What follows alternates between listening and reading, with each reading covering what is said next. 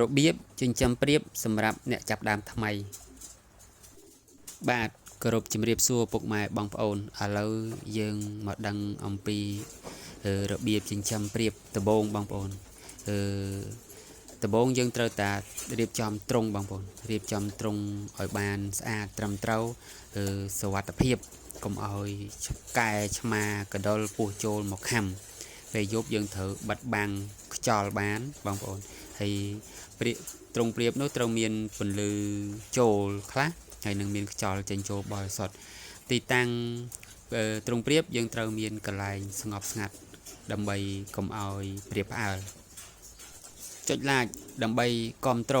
ចុច comment ដើម្បីសាកសួរអំពីរបៀបចិញ្ចឹមព្រាបចុច subscribe ដើម្បីបានវីដេអូថ្មីអំពីអ្នកចិញ្ចឹមព្រាបមុនគេបងប្អូនការជ្រើសរើសមេបាយកមកបង្កាត់បងប្អូនយើងត្រូវតែជ្រើសរើសញីឈ្មោលដែលមានសុខភាពល្អយកមករៀបចំសំបុករបស់វាឲ្យបានវាពងបងប្អូនព្រាបជាទូទៅវាបង្កាត់ពូជនៅអាយុ6ទៅ7ខែចឹងមកវាចាប់ផ្ដើមខ្វែលគ្នាជន់គ្នាហៅគ្នាទៅរកសំបុកឲ្យបងប្អូនយើងរៀបចំសំបុកឲ្យវាមកព្រាបពងនៅពេលល្ងាចបងប្អូនហើយវាពងតែ2ទេវាពងតែ2ទេវាក្រាប18ថ្ងៃវាចាប់ដើមញាស់បានកូន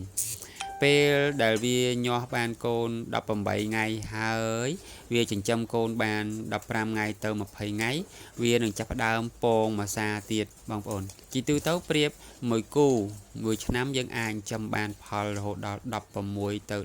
17គូពេលដែលយើងថែរក្សាបានល្អបងប្អូន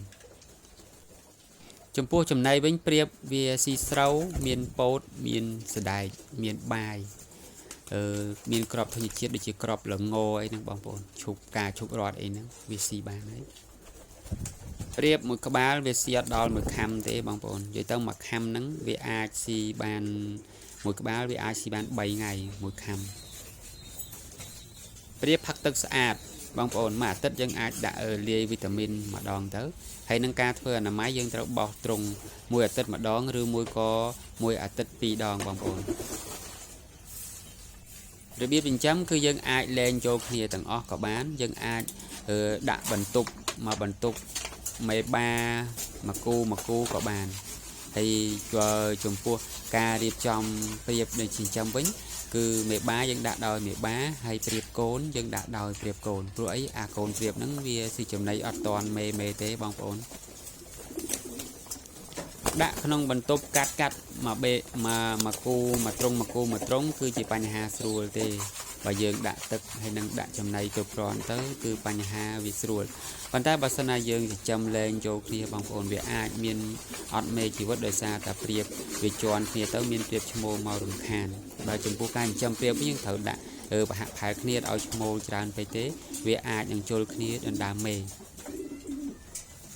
ព្រាបដូចគ្នាប៉ុន្តែពូជខុសគ្នាបងប្អូនមានព្រាបខុសគ្នាបងប្អូនស្រឡាញ់ព្រាបណាបងប្អូនចិញ្ចឹមព្រាបប្រភេទនោះទៅហើយបើតម្លៃវិញគឺក៏វាខុសគ្នាដែរអរគុណបងប្អូនច្រើនដែលបានទេសនាតាំងពីដើមរហូតដល់ចប់សូមឲ្យបងប្អូនមានសុខភាពល្អនិងសំណាងល្អ